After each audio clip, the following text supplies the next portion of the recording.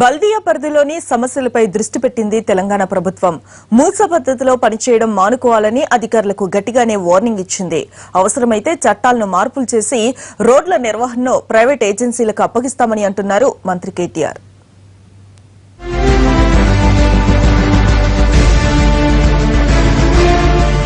హైదరాబాద్ నగరంలోని రోడ్ల దుస్థితిపై మంత్రి కేటీఆర్ ఆగ్రహం వ్యక్తం చేశారు.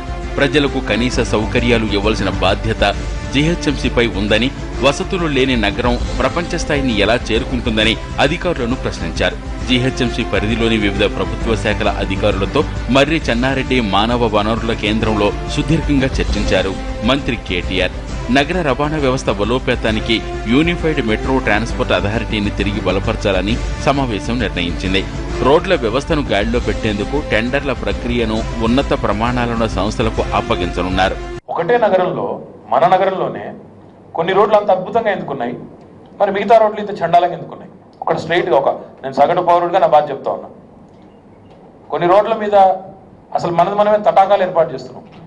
ఎక్కడికక్కడ మనమే ఒక ప్యాచ్ చేయడం, మళ్ళీ అది కొన్ని రోజుల తర్వాత ఖరాబ్ కావడం, పాడు కావడం, మళ్ళీ పక్కన ఇంకో ప్యాచ్ చేయడం, తద్వారా మంచి గుంటను మనమే తయారు చేసి నీళ్ళని చక్కగా రోడ్ల మీద స్టోర్ చేస్తా ఉన్నాం.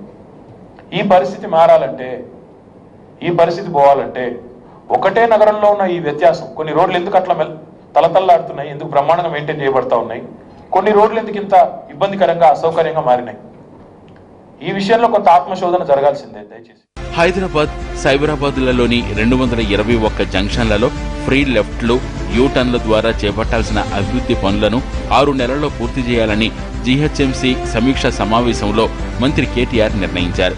రోడ్లపై నీళ్లు నిలవకుండా సర్కిళ్ల వారీగా మేయర్, డిప్యూటీ మేయర్లను సందర్శించి నీళ్లు తోడే యంత్రాలను ఏర్పాటు చేయాల్సి ఉంటుంది. చెత్త నిర్వహణ కోసం ఉపయోగిస్తున్న పాతబడ్డ వాహనాలను తొలగించి వాటి స్థానంలో ఆగస్టు 15 నాటికి కొత్త వాటిని ప్రవేశపెట్టాలని నిర్ణయించారు. నగరంలో ఉన్న 3100 చెత్త కుండీల్లో పాడైన వాటిని తొలగించి కొత్త బిన్లను ఏర్పాటు చేయనున్నారు. పార్కింగ్ కోసం ప్రైవేటు పార్కింగులను ప్రోత్సహించడంతో పాటు ప్రభుత్వ స్థలాలు, పాఠశాలలను గుర్తించాలని ఆదేశించారు. స్పష్టమైన ఆదేశాలు ఇచ్చాము. 15 ఆగస్టు కల్లా ఈ కార్యక్రమం జరగాలి. గౌరవ ముఖ్యమంత్రి గారి సమయం తీసుకుని కుదిరితే 15 నాడు, భారత స్వాతంత్ర దినోత్సవం నాడు మనం ఆ జెండా ఊపే కార్యక్రమాన్ని కూడా పెట్టుకోవాలని అనుకుంటా ఉన్నాం. దాంతో పాటుగా జిహెచ్ఎంసీ పరిధిలో ప్రస్తుతం 3100 డంపర్ బిన్స్ ఉన్నాయి. ఆ పెద్ద చెత్త కుండీలు, వాటిలో కూడా చాలా తుప్పుపట్టిపోయి ఉన్నాయి. వాటన్నింటినీ కూడా ఆగస్టు 15 కల్లా ఫేజ్ అవుట్ చేయాలని చెప్పి కూడా నిర్ణయం తీసుకున్నాం. దాదాపు కొత్తగా 600 లేదా కొన్ని పైచీలకు ఇంకో 100-150 పెరిగిన ఆశ్చర్యం లేదు.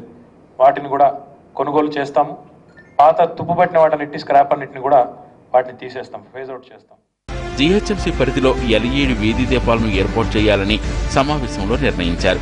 రంగారెడ్డి, హైదరాబాద్ నగరాల్లో 30,000 పైచిలుకు ఇళ్లను 2 నెలల్లో LED బల్బులను పంపిణీ చేయాలని డెడ్లైన్ పెట్టింది ప్రభుత్వం.